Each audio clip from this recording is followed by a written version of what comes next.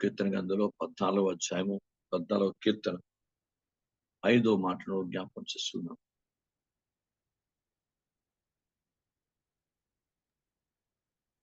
ఎందుకనగా ఆ, దేవుడు నీతిమంతుల సంతానము పక్షాన ఉన్నాడు. ప్రైజ్. దేవుడు నీతిమంతుల సంతాన పక్షముగా ఉన్నాడు. ఇది చాలా అద్భుతమైన సంగతి. బైబిల్ గ్రంథంలో మరో విషయాన్ని జ్ఞాపకం చేసుకుందాం. దేవుని స్తోత్రం. ఎవరు నీతిమంతుల పక్షాన ఉన్నాడు అంటే నీతిమంతుల ప్రపంచంలో ఎవరైనా సరే దైవవాక్య ప్రకారం ఉన్నటువంటి ప్రతి ఒక్కరి సంతాన పక్షాన ఆయన ఉంటాడు. కానీ మీకు ఇంతకు ముందు ఒకసారి నేను కొన్ని విషయాలు చెప్పాను. దేవుడు ఎవరి సంతానాన్ని దీవిస్తాడు. నేను ఒక మాట బైబిల్ గ్రంథంలో చదివినప్పుడు భక్తుడు ఒక సాక్ష్యం రాస్తున్నాడు. 37వ కీర్తన, దావీదు రాసిన కీర్తన 37:25 చదవండి. నేను చిన్నవాడిని ఇంటిని ఆ, ఇప్పుడు ముసలివాడిని ఉన్నాను. అయినను నీతిమంతులు విడవబడుట గాని వారి సంతానం విషమెత్తుగా నేను చూచుండలేదు. praise the Lord. దావీదు అనుభవంలో రాస్తున్నాడు. నీతిమంతులు విడుబట్టం వారి సంతానం భిక్షమెత్తుకోవడం నేను చూడలేదు. చిన్నవాడిగా ఉన్నాను, ఇప్పుడు పెద్దవాడిని అయ్యాను, అయినా వారి సంతానం భిక్షమెత్తుకోవడం నేను చూడలేదు అన్నాడు. జాగ్రత్తగా గమనించాలి. ఇక్కడ మనం నీతిమంతుల సంతాన పక్షాన ఉన్నాడు అంటే నీతిమంతులు చేయవలసిన బాధ్యత, నీతిమంతులు చేయవలసిన కార్యం ఉంది కదా. నీతిమంతులుగా మనం ఎట్లా ఉండాలో దాన్ని పట్టు ఉండాలి కదా. ఉంటే కదా మన సంతానం దీవించబడుతుంది. మరి మనం నీతిమంతులుగా మన నీతిని పక్కన పెడితే మరి మన సంతానానికి దీవెన ఎట్లా వస్తుంది? Praise the Lord. జాగ్రత్తగా గమనించాలి. అంచేత మీరు కూడా మన సంతానం ఆశించబడాలంటే ఆదికాండం దగ్గర నుంచి ప్రకటన గ్రంథం వరకు కూడా దైవ భక్తులు ఏ విధంగా ప్రయాసపడ్డారు. దేవునికి స్తోత్రం. తన సంతానాన్ని ఎంత యుద్ధంలో ఉన్నా, ఎన్ని పరిస్థితుల్లో ఉన్నా, ఎన్ని శ్రమల్లో ఉన్నా తన బిడ్డలు దీవించడానికి ప్రత్యేకంగా వెళ్ళి తన బిడ్డలు దీవిస్తాడు. స్తోత్రం. తన పిల్లల కొరకు ప్రార్థన చేశాడు. 2వ సమూయేలు 7:29 ప్రకారం. Praise the Lord. మరి మన పిల్లల కొరకు తగినంత ప్రార్థన భారము ప్రత్యేకంగా నీ కుటుంబం కొరకు ఉపవాసం ఉండి ప్రార్థించిన భారం ప్రతి ఒక్కరికి ఉండాలి. కనీసం ఏదో ఒక పూట దేవుని స్థానంలో మోకరించి ఇంకా ఎక్కడికి వెళ్ళకు. ఏ దైవవాక్య విరుద్ధమైనటువంటి స్థలాలకి వాటికి వీటికి ఏదో వాటి వెళ్ళకుండా ఖచ్చితంగా నీవు కూర్చొని, నీ భార్య భర్తలు కూర్చొని కేవలము నీకు సంతానం ఉంచే నువ్వు ప్రార్థన చేస్తున్న ఆవశ్యకత ఉంది కదా. నువ్వు ఆ దినము ప్రత్యేకంగా ఏర్పాటు చేసుకొని ప్రతిష్ఠించుకొని ఇది కేవలము నా కుటుంబం కొరకు నేను బాధ్యత వహించి ప్రార్థన చేస్తాను అని దేవుని సన్నిధిలో ప్రార్థించవలసిన బాధ్యత మనకుంది. నీతిమంతుల సంతాన పక్షంగా అన్నాడు నిజమే. బట్ నీతిమంతులు కూడా నీతి చేయవలసిన పద్ధతిని, దైవికంగా వాళ్ళు జీవించవలసిన పద్ధతిని ఉంటే కదా నీతిమంతుల పక్షంగా సంతాన పక్షం ఉంటారు. మరి సంతానం కూడా నీతిమంతుల మాట వినాలి కదా. పిల్లలు కూడా తల్లిదండ్రుల మాట వినాలి కదా. పిల్లలు కూడా దేవునికి లోబడాలి కదా. అప్పుడు వారు భిక్షమెత్తుకునే స్థాయిలోకి రారు. లేదు పిల్లలు తల్లిదండ్రులు దగ్గర నుంచి, సేవకుని దగ్గర నుంచి, వాక్యాన్ని దగ్గర నుంచి ఆత్మను పక్కన పెట్టి వారి ఇష్టం వచ్చినట్టు వారి క్రియలు, వాళ్ళ టైమింగ్స్, వాళ్ళ జీవితాన్ని, సమయాన్ని లోకానికి ఇచ్చుకొని, వాళ్ళ శరీరానికి ఇచ్చుకొని, పాపానికి ఇచ్చుకుంటే మరి వాళ్ళ సంతానం ఎట్లా దీవించబడుతుంది? ఆలోచించండి. నేను శుభ్రంగా తాగేస్తాను, సంఘం అంతా ప్రార్థన చేయండి. నేను తాగుతున్నాను, సంఘం అంతా ప్రార్థన చేయండి, నాకు మేలు కలగ అంటే అర్థం ఉందా? ఏనండి అదేనా అర్థం ఉందా? మరి మనం చేయవలసిన చేయాలి కదా. మనం చేయవలసిన చేయాలి, సంతానం చేయవలసిన చేయాలి. అప్పుడు దేవుడు మన పక్షాన ఉంటాడు. దేవుడు మన పక్షం ఉండగా మనకు విరోధి ఎవడు అని రాయబడింది.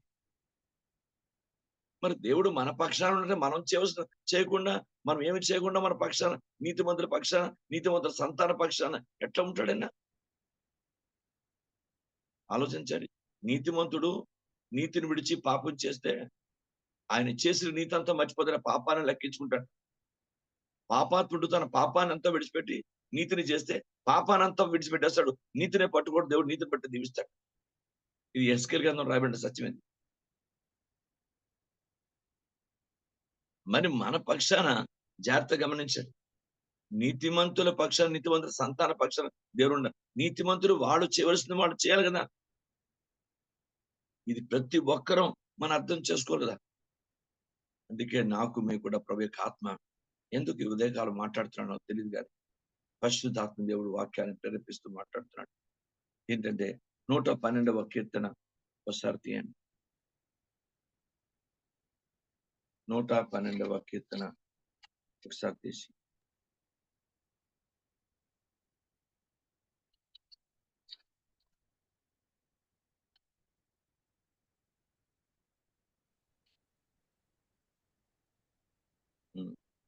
ఒకసారి చదవండి, ముందు నుంచి చదవండి. యెహోవాను స్తుతించుడి. యెహోవాయందు భయభక్తి గలవాడు ఆయన ఆజ్ఞలను బట్టి అధికముగా ఆనందించేవాడు ధన్యుడు. వాని సంతతి వారు భూమి మీద బలవంతులగుదురు. యథార్థవంతులు అండి లేఖనాల్లోని ఆయన ఆజ్ఞను బట్టి అధికముగా ఆనందించువాడు ధన్యుడు. ఆయన యెహోవాయందు భయభక్తులు గలవాడు.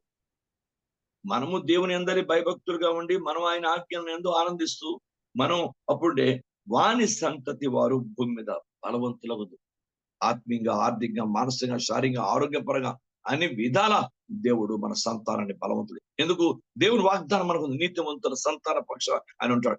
నీతివంతులు చేయవలసిన నీతివంతులు చేయాలి, సంతానం చేయవలసిన సంతానం చేయాలి. సంతానం అంటే చిన్నపిల్లలు అంటే వాళ్ళ దేవుడు వాళ్ళకి ఏం తెలియదు కదా. మరి మన పిల్లలు ఎదిగిన పిల్లలకి వాడు వాక్యాన్ని పక్కన పెట్టి ఆత్మను పక్కన పెట్టి దేవుడి చిత్తాన్ని వారు సొంత నీతిని చేసుకుంటూ పోతుంది. సంతానం దీవించబడ్డం ఎట్లగా? ఎంత పాస్టర్ గారు ప్రార్థన చేయండి, సిస్టర్ గారు ప్రార్థన చేయండి, బ్రదర్ గారు ప్రార్థన చేయండి, అంకుల్ ఆంటీ ప్రార్థన చేయండి, సంతానం చూస్తే వాక్యాన్ని వ్యతిరేకం ఉంటే ఎలా దీవించబడతాం? సంతానం చేయవలసి సంతానం చేయాలి. నీ పక్షాన దేవుడు ఉండాలంటే, నీ పక్షాన దేవుడు కార్యం చేయాలంటే నీవు చేయవలసి నువ్వు చేయాలి. యవనస్తులు చేయవలసిన యవనస్తులు చేయాలి. దేవుడు చేయవలసిన ఆయన చేస్తాడు. తల్లిదండ్రులు చేయవలసిన తల్లిదండ్రులు చేయాలి. ఎవరు ఏమి చేయకుండా దేవా నువ్వు చేసే, దేవా దేవా దేవా దేవా ఏంటి దేవా? దేవుడు అంటే నీకు అంత చులకన, అంత చులకన భావం దేవుడు అంటే.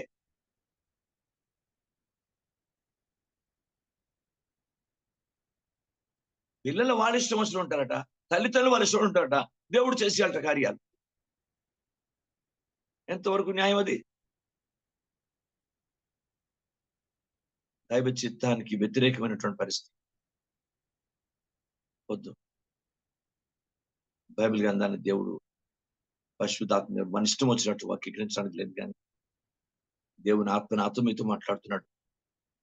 నీతిమంతుల సంతాన పక్షాన ఆయన ఉంటాడు. నిజమే, 100% ఆయన ఇచ్చిన వాగ్దానం ఎప్పుడు తప్పదు. సంతానం ఏం చేయాలో అది చిన్నపిల్లలు, పసిపిల్లలు అయితే వాళ్ళు ఏం చేయలేరు. వాళ్ళు ఎలా దీవించాలో దీవిస్తారు. ఎదిగిన తర్వాత, దేవుడు అంటే తెలిసిన తర్వాత, వాక్యం తర్వాత, రక్షణ పొందుకున్న తర్వాత, బాప్తిజం సంతానం ఏం చేయాలి కదా. నీ సంతానం శుభ్రం తిని పడుకుంటావా? దేవుడు కార్యాలు చేసేయాలా? నీ సంతానాలు ఒలిపెచ్చుకుంటారా? దేవుడు కార్యం చేసేయాలా? ఎంతవరకు న్యాయం అండి? మనం ఏదో హాస్యాస్పదంగా మాట్లాడుకోవడం కాదు ఇది. నిజాయితీగా, నీతిగా ఆలోచిస్తే మన సంతానం చేస్తూ మనం సంతానం చేయకుండా, మనం చేస్తూ మనం చేయకుండా నీతిమంతుల పక్షాన ఉండడు. నీతిమంతులుగా లైసెన్స్ ఇవ్వలేదు. మీరు ఎలా ఉండండి, నేను మిమ్మల్ని దీవించేస్తానని చెప్పలేదు. ఇది చేస్తే దీవించబడతాం. అన్కండిషనల్ బ్లెస్సింగ్స్, కండిషనల్ బ్లెస్సింగ్స్ రెండు ఉన్నాయి బైబిల్. మీకు అర్థమైందండి? షరతులు లేని ఆశీర్వాదాలు, షరతులతో కూడిన ఆశీర్వాదాలు రెండు ఉన్నాయి. చేత ఏదో మన ఇష్టం వచ్చిన ఉంటే మన పిల్లలు దేవుడు దీవించేస్తాడు అనుకోవడం అసందర్భం, అసంభవం. మనం చేయవలసింది ఏంటో మనం చేయాలి. నీతిమంతులు తన బిడ్డల కొరకు మొరపెట్టి ప్రార్థించి సంగలార్చి దేవుని సన్నిధిలో, అయ్యా యోబు ఏం చేశాడు బైబిల్ గ్రంథంలో? యోబు తన పిల్లల కొరకు ఏం చేశాడు?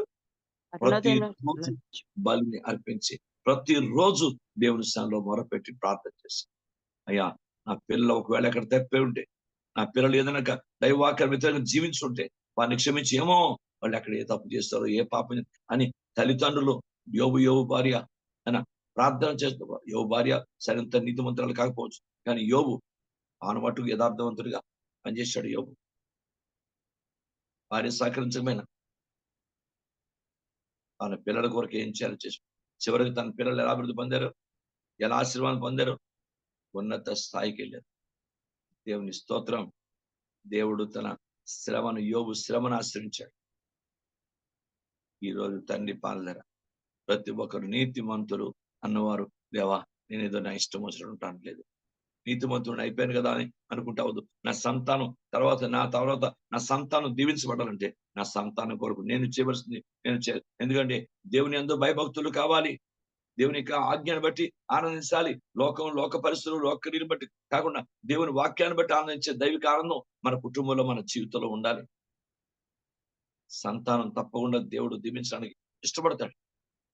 దేవునికి స్తోత్రం కలుగును గాక. బైబిల్ తప్పకుండా దీవించాడు. దేవునికి మనం బైబిల్ గ్రంథం దేవుడు వాక్యం. ఒకటోది దేవుని అందరి భయభక్తులు వారు, రెండోది దేవుని ఆజ్ఞను బట్టి ఆనందించేవాడు, వారి సంతానం భూమి మీద బలవంతులు అవుతారు. తర్వాత యథార్థవంతుల వంశం వారు దీవించారు. తల్లిదండ్రులు యథార్థవంతులు. నేను నా భార్య యథార్థవంతులం అయితే నా పిల్లల కొరకు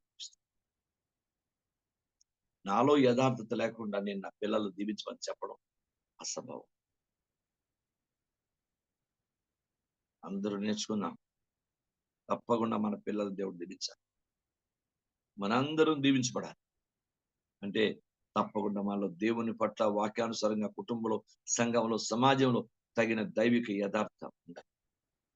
గుర్తుంచుకోండి, శారీరక తెలివితేటలతో లోకాన్ని జయించేస్తాం, నోటితో లోకాన్ని జయించేస్తాం. శారీరకమైన ఆలోచనలతో అనుకుంటే ఫెయిల్ అయిపోయే మట్టి పాలైపో. ఇవన్నీ పక్కా మట్టి. మన జ్ఞానం, మన తెలివితేటలు, మన నోరు, మన ఆలోచనలు ఇవన్నీ పక్క మట్టి. దైవ జ్ఞానంతో, దైవ ఆలోచనతో, దైవ దీనత్వంతో, దేవుని అభిషేకంతో, దేవుని సేవలో ప్రార్థనతో, దేవుని దీనత్వంతో, దేవుని పాదాలు పట్టుకొని మొరపెట్టిన ప్రతి దేవుని బిడ్డకి తగిన సమయమందు దేవుడు దీవిస్తాడు. ఇది సంపూర్ణమైనటువంటి నమ్మిక కలిగిన మాట. గుర్తుపెట్టుకోండి. దేవుని పాదం అందరూ నేర్చుకున్నాం. మన తెలివితేటలతో నందిని పందిని చేసుకోవచ్చు, పందిని నందిని చేసుకోవచ్చు. కానీ నందిని పందిని చేసేవాడిని దేవుడు అసలు నమ్మడు, అసలు ఊరుకోడు. పక్కదోహెత్తాడు. దేవుని వాక్యాలు ఉన్న యథార్థ. సౌలు కంటే జ్ఞానవంతుడు కాదు, సొలొమోను కంటే జ్ఞానవంతుడు కాదు. మనం ఏమీ లేని సొలొమోను అంత జ్ఞానవంతుని దేవుడు నెట్టిశాడు. Praise God. సౌలు నెట్టిశాడు, దావీదుకి ఇచ్చాడు రాజ్యాన్ని. బైబిల్ గ్రంథం పరిశీలించాడు. కనుక నేనైనా మీరైనా ఈ రోజు నీతిమంతుల సంతాన పక్షంగా వాగ్దానం గొప్పది. వాగ్దాన నెరవేర్పుకు మనం తగిన బాధ్యత మన దగ్గర ఉండాలి. దేవుని స్తోత్రం. వాగ్దాన నెరవేర్పుకి ఏం కావాలి? ప్రార్థన కావాలి, విశ్వాసం కావాలి, పరిశుద్ధత కావాలి. దేవుని సన్నిధిలో మొరపెట్టి పని యథార్థంగా దైవసంలో పట్టుదలతో ప్రార్థించే వ్యక్తిగా ఉండాలి. అప్పుడు వాగ్దానం నెరవేర్పున్నది జరుగుతుంది. యథార్థపు వంశు వారు దీవించబడతారు. బైబిల్ గ్రంథంలో ఉంది.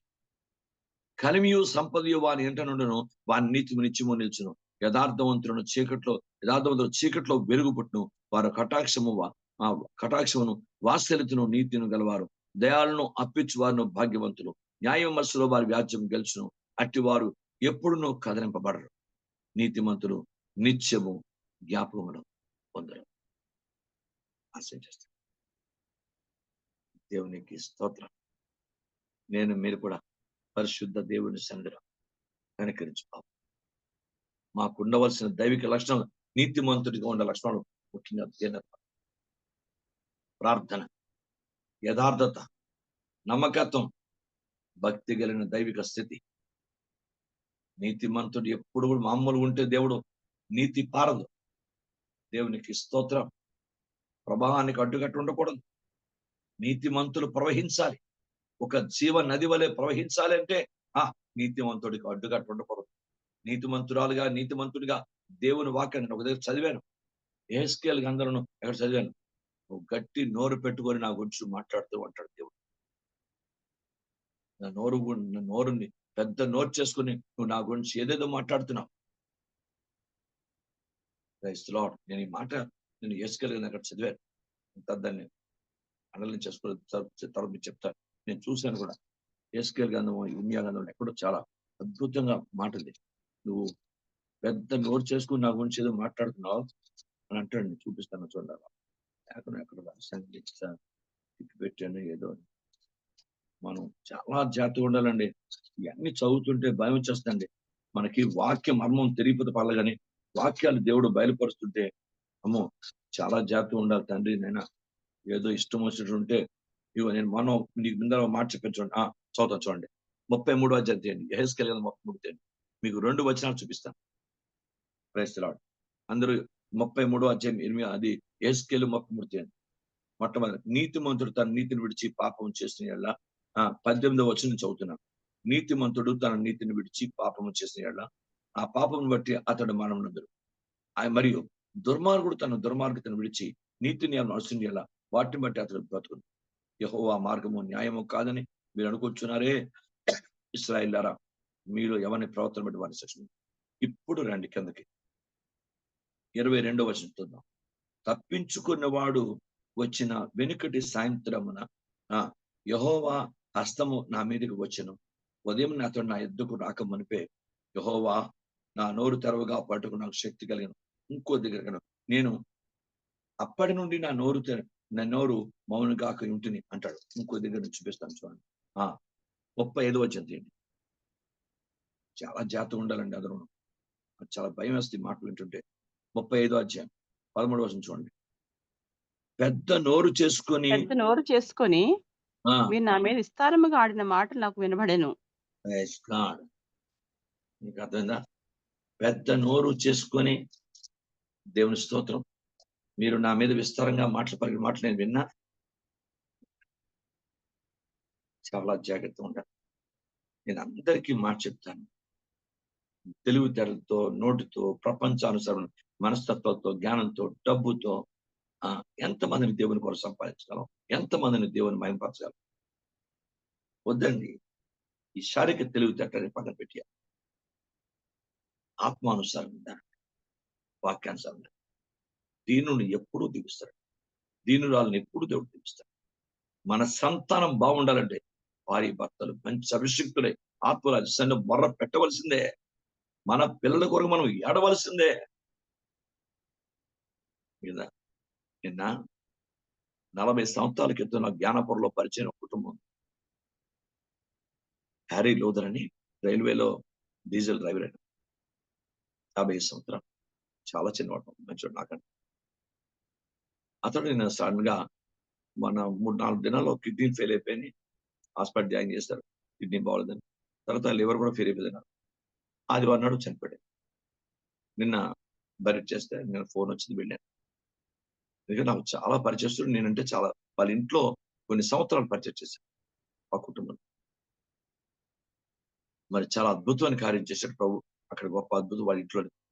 వాళ్ళ కుటుంబీకులందరూ కూడా చాలా అద్భుతంగా నేనంటే చెప్పాను. అలాంటి వాళ్ళ ఇంటికి నేను వెళ్ళాను. నిన్న కొడుకు సాక్ష్యం చెప్తున్నాడు. అందరూ చెప్పారు సార్. ఒక్కొక్కరు సాక్ష్యం చెప్తుంటే నాకు మర్చిపోయింది. ఒక సేవకుడి గురించి ఇంత కష్టం చెప్తారా? ఇంత సాక్ష్యం ఉంటుంది అనిపించారు. ఆయన మామూలుగా డీజిల్ డ్రైవర్ అండి. చాలా సింపుల్ గా ఉంటాడు. అతని గురించి సాక్ష్యం అంటే ఒక సేవకుడి గురించి కూడా సాక్ష్యం ఉంటుంది. వచ్చిన వారు ప్రతి ఒక్కరు చెప్పిన ప్రతి ఒక్క సాక్ష్యం ఏంటంటే అతడు అంత మంచివాడు, అంత యథార్థవంతుడు, అంత దైవిగా ఉంటాడు. నేను అతని గురించి సాక్ష్యం అప్పుడు కొడుకులే చెప్తున్నాడు. నేను మంచి డాడీని పోగొట్టుకున్నాను. నాకు చాలా కళ్ళ నీళ్ళు వచ్చాయి మాట. మా నాన్న నేను ఏ టైంలో వచ్చిన మా నాన్న ప్రార్థన మా నాన్న ఎప్పుడు సింపుల్ గా అంత డబ్బు సంపాదించేవాడు. మాకు బట్టలు కొనేవాడు, మాకు అవసరం పెట్టేవాడు. తను ఎప్పుడు ఏది కొనుక్కునేవాడు కాదు. కొడుకుట ఆలోచించి, నాన్న నువ్వు ఎప్పుడు ఏ రోజు ఏది కొనుక్కో అని కొడుకే షాపు తీసుకెళ్ళి బట్టలు కొంటాడు. నేను ఒక చొక్క వారం రోజులు వేసుకుంటాట. అంత సింపుల్ గా ఉండి కొడుకుని డాక్టర్ చదివించాడు. కేజీతో డాక్టర్ అబ్బాయి ట్రైనింగ్ అవుతున్నాడు. నేను నా కొడుకు చెప్తున్న మాటలు కళ్ళమ్మటి నీళ్ళు వచ్చి అందరికీ డాడీ ఉంటారు, నాకు డాడీ ఉంటాడు. మా డాడీ చాలా మంచి డాడీ. ప్రార్థన పడు. ఏ రోజు లోకస్తుగా ఈ క్రికెట్ ఆడుకో, ఈ ఫుట్బాల్ ఆడుకో, లేక ఇంకో చెయ్యి అని ఎప్పుడు లోకం చెప్పాడు కాదు. మాక్సిమం తాను ఇద్దరు కలిసినప్పుడు ఎక్కువగా ప్రార్థన, వాక్యము, ప్రార్థన చేయన, ఎక్కువ ప్రార్థనలో ఉండు, మంచి భవిష్యత్తు ఉంటుంది నీకు అని ఎప్పుడు దైవికంగానే బోధించేవాటి వాక్యం. నేను చెప్తున్నాడు, నాకు ఇంత చెప్పిన తండ్రి నాకు పనికిలేడు. నా కళ్ళ నీళ్ళు వచ్చినాయి. ఎంత మంచి సాక్ష్యం. మన పిల్లలు అలా సాక్ష్యం చెప్పాలి. రేపు పొద్దున మన జీవితంలో ఒకప్పుడు మనం పరలోకాన్ని వెళ్ళే స్థాయిలో ఉంటాం. మన పిల్లలు ఇచ్చే సాక్ష్యం ఏంటి? ఎప్పుడు మా నాన్న అమ్మ దెబ్బలాడుకుంటారు, మా నాన్న ఎప్పుడు గసుగుండడు, మా అమ్మని కొట్టేస్తాడు, అయితే మా అమ్మ వచ్చి మా నాన్న పడిపోద్ది. ఈ దుర్మార్గ సాక్ష్యాల కంటే మా నాన్న మంచివాడు, మా అమ్మ మంచిదని చెప్పుకునే దైవిక సాక్ష్యం పిల్లలకి మిగలాలి కదా. కనీసం అందుకైనా ప్రభు కొరకైనా సాక్ష్యం ఉండాలి కదా మన జీవితంలో అంటున్నాడు పరిశుద్ధాత్మ దేవుడు.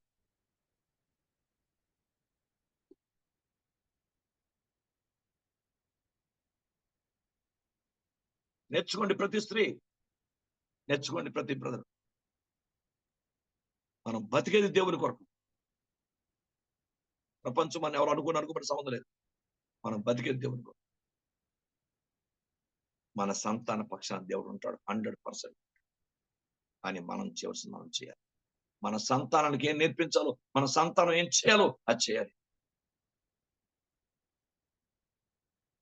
లేకపోతే దాని లెక్క మనం అప్పగించాలి. మన ఇష్టం వచ్చినట్టు మన పిల్లల్ని మనం ఎంత కవర్ చేసినా, ప్రేమతోనో దేనితోనో దీంతోనో కవర్ చేసినా దేవుడు అంగీకరించడం. ఈ కవరేజ్లన్నీ కూడా మొత్తం కొట్టేస్తాడు దేవుడు. అసలు మొత్తం కవరేజ్ బయట. Bible very powerful. నన్ను నేను ఇచ్చేసుకోలేను, మిమ్మల్ని మీరు ఇచ్చేసుకోలేను. Bible is very powerful. Word of God is very powerful. నీతిమంతుల సంతానాన్ని పక్షాన్ని ఇంకో బైబిల్ యథార్థవంతులు, దేవుని అందరూ భయభక్తులు గల వారు, దేవుడు ఆజ్ఞను గైకొను అలాంటి వారి సంతానం ఎంత పవర్ఫుల్. బైబిల్ అందరూ ఒక మాట మీరు గమనించాలి. ఫినెహాసు తన సంతానం అని చేయలేదు. ఆది సంఖ్యాకాండం 20 చదివితే ఆయన సంతానంకి ఏదో ఆశీర్వాదం చేయలేదు. బట్ పాపాన్ని సహించలేకపోయిన, వారవలేకపోయిన మనసు అని ఉంది. That is God's mind.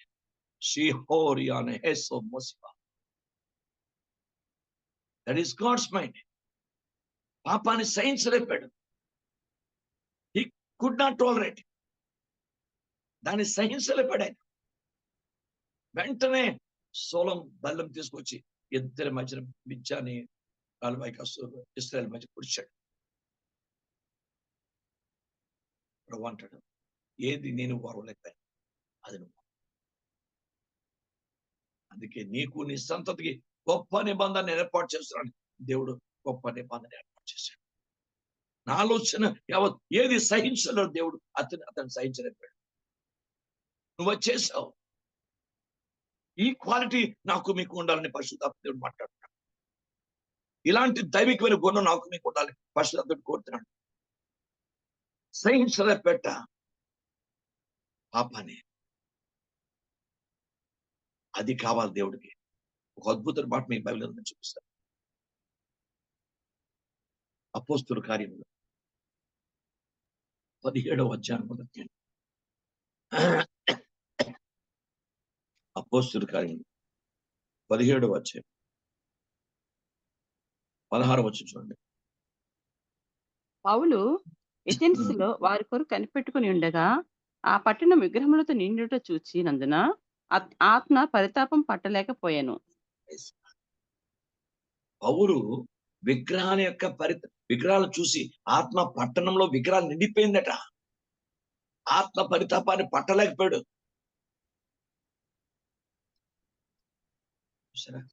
అలాంటి దైవిక శక్తి, పరితాపం పట్టలేకపోయిన మనసు ప్రతి సేవకునికి, ప్రతి సేవకురాలకి, ప్రతి దేవుని బిడ్డలకి ఉండాలి.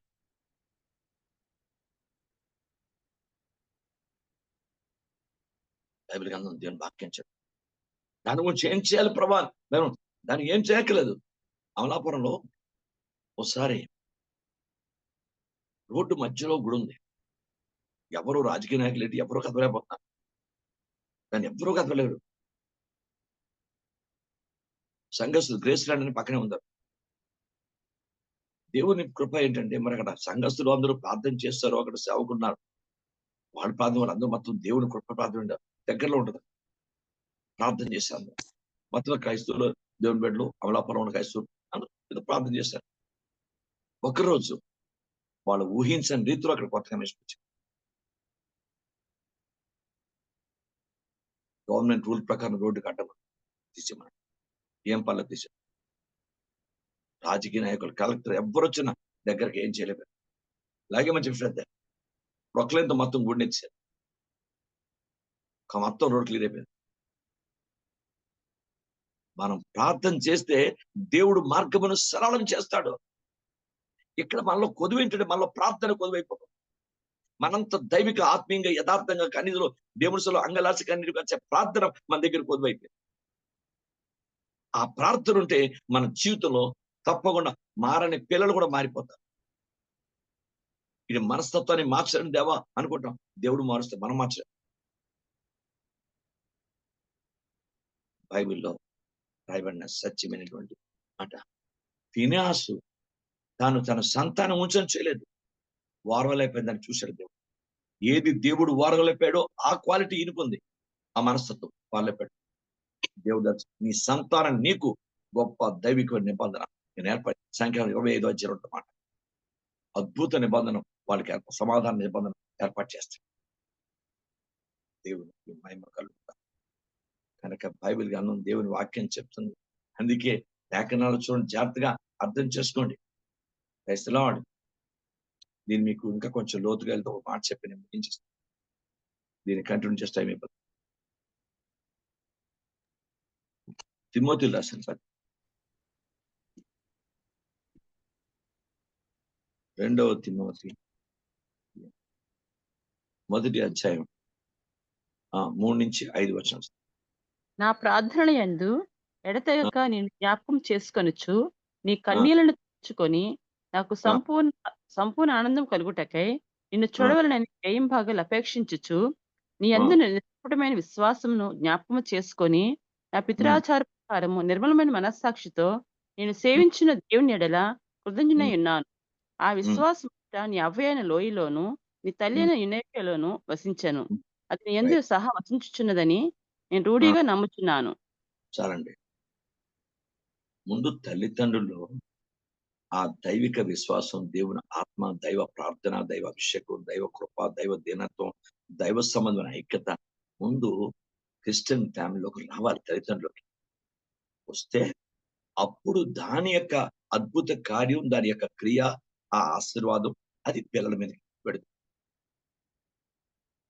ఇది రావాలి. దేవుడు అలా మన కుటుంబాలకి ఇచ్చును గాక. ముందు నీ అవ్వలోను, తర్వాత నీ తల్లిలోను ఆ విశ్వాసం నివసించింది. ఆ విశ్వాసమే నీకు వచ్చింది. దేవుని స్తోత్రం కలుగునుగా. ఎలాంటి విశ్వాసం? మామూలు విశ్వాసం కాదు ఇది. పౌలు గారు ఎంత స్పష్టంగా రాస్తున్నాడు. ముందు నీ అవ్వలో ఉంది, పునాది ఎక్కడుంది? మనందరం హిందూ బ్యాక్గ్రౌండ్ నుంచి వచ్చిన వాళ్ళు, అన్ని బ్యాక్గ్రౌండ్ నుంచి. మన పునాదులు అక్కడి నుంచి లేవు. ఎప్పటికిప్పుడే మన పునాదులు ఇప్పటి నుంచి మనతోనే స్టార్ట్ అయ్యాయి. దాన్ని బట్టి మనం ఎంత జాగ్రత్తగా ఉండాలి. కాబట్టి మనలోంచే ఆ దైవ శక్తి, దైవ స్థితి లేకపోతే ఇంకా మనం ఎలాగా? గుర్తుపెట్టుకోండి, మన పిల్లలు ప్రార్థన చేయట్లేదు అంటే ప్రైజ్ లార్డ్, దానికి కారణం కొంతవరకు చెప్తానండి ఆయన ప్రార్థన చేయమని, ఆడు చేయట్లేదు పాస్టర్ గారు. చెప్తానండి ఆ పిల్లకి ప్రార్థన చేయమని, ఆ పిల్లలు ప్రార్థన చేయట్లేదు పాస్టర్ గారు. చెప్తానండి ఎంత చెప్పినా వినట్లేదండి. మీకు అర్థంగా బెత్తం వాడాల్సింది. Praise God. చిన్న పిల్లకైతే వాళ్ళు వాడతాం, పెద్ద పిల్లలైతే ప్రైజ్ గాడ్. మీకు అర్థం చాలా జాగ్రత్తగా దేవుని పాదాల దగ్గర నేను మీరు కూడా నేర్చుకుంటాను. తండ్రి కనికరించున్నాను. దేవుని పాదాల దగ్గర ప్రైజ్ గాడ్. మన పిల్లలందరూ మనం సగం గారాబం చూస్తాం. ఆ గారాబమే మనం దెబ్బతీసేస్తాం. చాలా బాధాకరమైన సంగతి. మనం ఎంతో గారాబం చూస్తాం. ఆ గారాబం కొన్నిసార్లు వక్రీకరించేస్తుంది. తప్పుడు తోవలో మన పిల్లలు, మన తల్లి ఏం చెప్తారో నమ్ముతారు. మన తల్లిదండ్రులు మనం ఏం చెప్పినా వింటారు. మన తల్లిదండ్రులు మనం ఎంత ఏడిచినా మనం ఏడుపు చూడలేరు. ఈ యొక్క కాన్ఫిడెన్స్ బాగా వచ్చింది.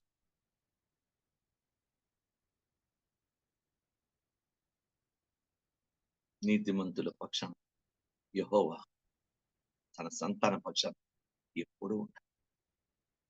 నీతిమంతులు చేయవలసిన నీతిమంతులు చేయాలి.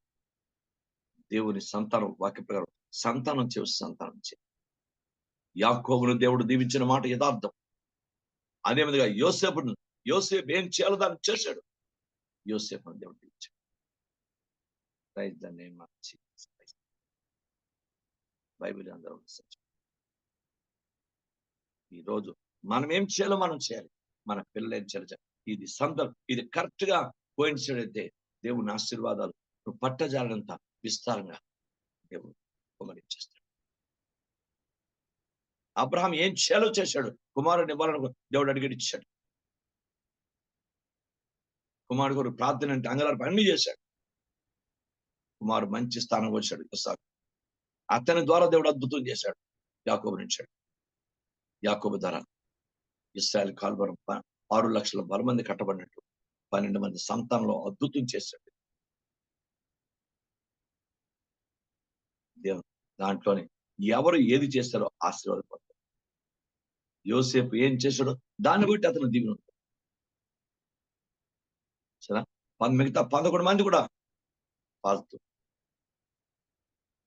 దీవించాడు దేవుడు. యాకోబు దీవించాడు. ఎవరు మోషే దీవించాడు. ఇశ్రాయేలు గోత్రం. కానీ యోసేపు ఉన్న నమ్మకత్వం, యోసేపు ఉన్న పవిత్రత, యోసేపు ఉన్న యథార్థత, యోసేపు ఉన్న దైవిక పరిశుద్ధత ఈ మిగతా 11 మందికి లేదు. అందుకే మిగతా 11 మందిని సాగిలిపోయినట్టు చేశాడు దేవుడు. Glory to the name of Jesus. ఆ ఒక్క యోసేపుని ఎందుకు మనం కలిగి ఉండకూడదు? ఆ ఒక్క యోసేపు మనస్తత్వం మన దగ్గర ఎందుకు ఉండకూడదు? యవ్వనస్తులు ఆలోచించాలి. సంఘము దైవ ప్రతి తల్లిదండ్రులు ఆలోచించాలి. కరుణించండి, కృప చూపండి అయ్యా. ఈరోజు నీతిమంతుల సంతాన పక్షంగా దేవుడు 100 పాడిన నేర్చుకున్నాం. మన పక్షం మన వంతు ఏం చేయాలో మనం చేద్దాం. దేవుడు వంతు ఏం చేయాలో దేవుడు చేస్తాడు. పిల్లలు ఏ వంతు చేయాలో వాళ్ళ వంతు వాళ్ళు చేయాలి. క్రైస్తలా నీ వంతు నువ్వు చేయకుండా నీ వంతు నీకు దక్కదు. అర్థమైందా? నీవేం చేయకుండా నీ వంతు నీకు దక్కదు. నా సొంత మాట చెప్పను. దానియేలు గ్రంథం చూడండి ఒకసారి. దాని గ్రంథం తీయండి. ఆఖరా చేయండి. ఎస్ 13వ వచనం. నీవు అంచెము వరకు నిలకడ ఉండినడలా విశ్రాంతి నొంది కాలాంతమందు నీ వంతును నిలిచెదవు. నీ వంతులో నిలుస్తావు. నీ వంతు నీకు కావాలంటే నీ వంతులో నిలుస్తావు. బట్ నీవు దేవునికి అనుకూలంగా ఉంటాయా? దేవునికి అనుకూలంగా ఉండమ్మా. ఎంతసేపు పాస్టర్ గారిని ప్రార్థన చేయాలి, తల్లిదండ్రులే ప్రార్థన చేయాలి, లేదా ఆంటీ అంకులే ప్రార్థన చేయాలి కాదు. నీ వంతును ప్రార్థన చేయాలి. నీ వంతును దేవుని అడుగు. నీ వంతు నీకు కావాలండి. అందరూ నేర్చుకున్నాం. ప్రతి భార్య భర్త కూడా నీవు దేవుడి వరకు నీవేం చేయాలో నువ్వు చేయండి. మీరేం చేయాలో చేయండి. అనవసరాన్ని ఇంకా పక్కన పెట్టండి. ఫాల్తూ సంగతులు, చర్చ, దైవ వాక్యం వ్యతిరేక చిన్న చిన్నవి అన్ని పక్కన పెట్టండి. మిస్అండర్స్టాండింగ్స్, గలిబిడ్లు అన్ని పక్కన పెట్టండి. నీ పిల్లలు నీకు ముఖ్యం తప్పకుండా. దేవుడు నీకు ముఖ్యం, వాక్యం నీకు ముఖ్యం, దైవ వాక్యం, నీ సంతానం దీవెన అన్ని ముఖ్యవి. ముందు వీటి చేసుకెళ్తాం. ఇవన్నీ దేవుని సేవలో పాలిభాగాలు. ఇవన్నీ కూడా తండ్రి పాదాలు పట్టుకుందాం.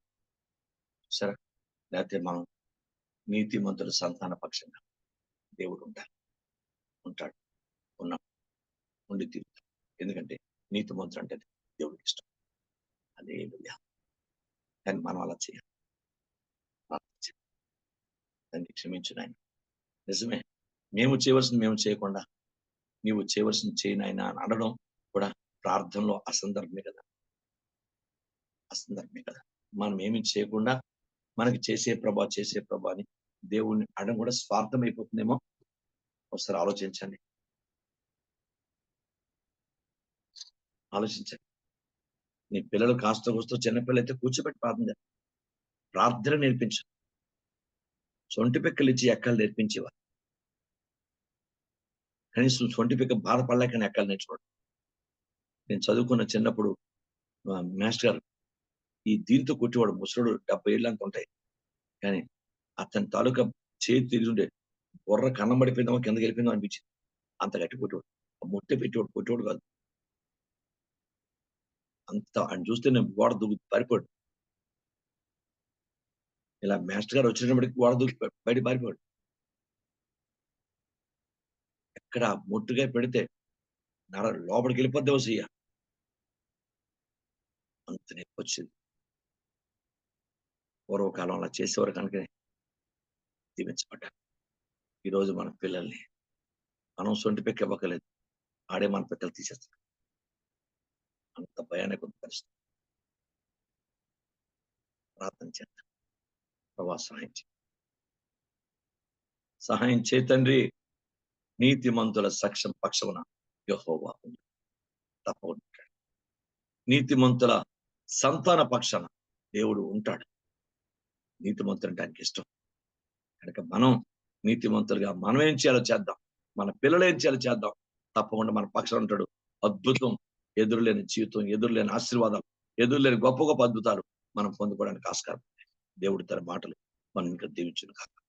ప్రార్థన చేద్దాం. మీలో ఆత్మ ప్రేరేపణ కలిగి ప్రార్థించండి.